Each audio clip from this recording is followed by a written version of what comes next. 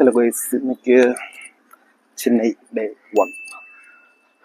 ചെന്നൈ சுற்றி பார்த்துட்ருக்கேன். நடந்து தான் பார்த்துட்ருக்கேன். ചെന്നൈ അത്ര ഒരു ടൂറിസ്റ്റ് ഫ്രണ്ട്ലി അല്ല ബാക്കിയുള്ള സ്ഥലം വെച്ച് നോക്കുമ്പോൾ. പക്ഷേ കുറച്ച് സ്ഥലങ്ങളൊക്കെ ഉണ്ട് നമുക്ക് കാണാൻ. നമുക്ക് എല്ലായിടത്തും ജസ്റ്റ് ഒന്ന് പോയി നോക്കാം. ഇങ്ങനെ അടിക്കടി നോക്കുന്ന റോഡിൽ കൂടെ അല്ലേ, അതാ. പിന്നെ വണ്ടി എന്തെങ്കിലും പറഞ്ഞുണ്ടോ എന്ന് അടിക്കടി നോക്കിയിട്ടില്ല. ഇതെങ്ങനെയുണ്ട് ഗൈസ്? ഇവിടെയാണ് ഞാൻ വീടെടുത്തിരിക്കുന്നത്. കൊള്ളാം, ഏരിയ കൊള്ളാം.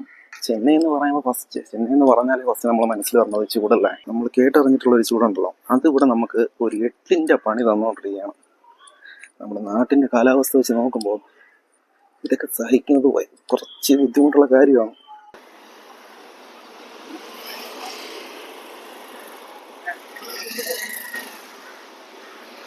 ഗൈസ്, വൃത്തിയുടെ കാര്യത്തിൽ ചെന്നൈ വളരെ ശോചനമാണ്, വളരെ മോശമാണ് ഗൈസ്.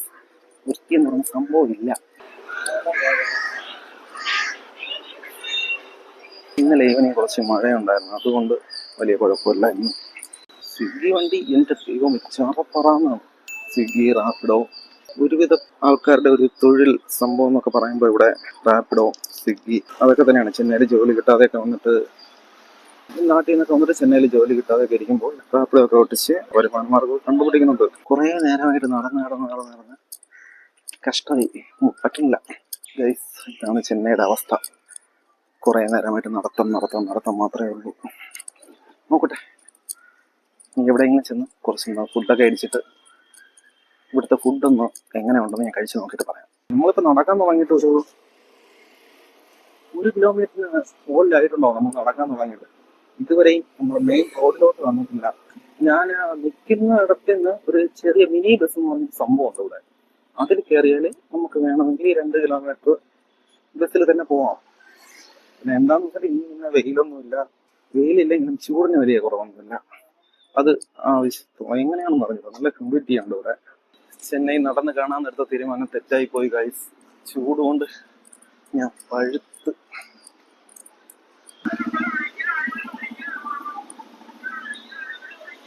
അവസാനം നമ്മൾ മെയിൻ റോഡിലേക്ക് വരാൻ പോവുകയാണ് ഗൈസ്.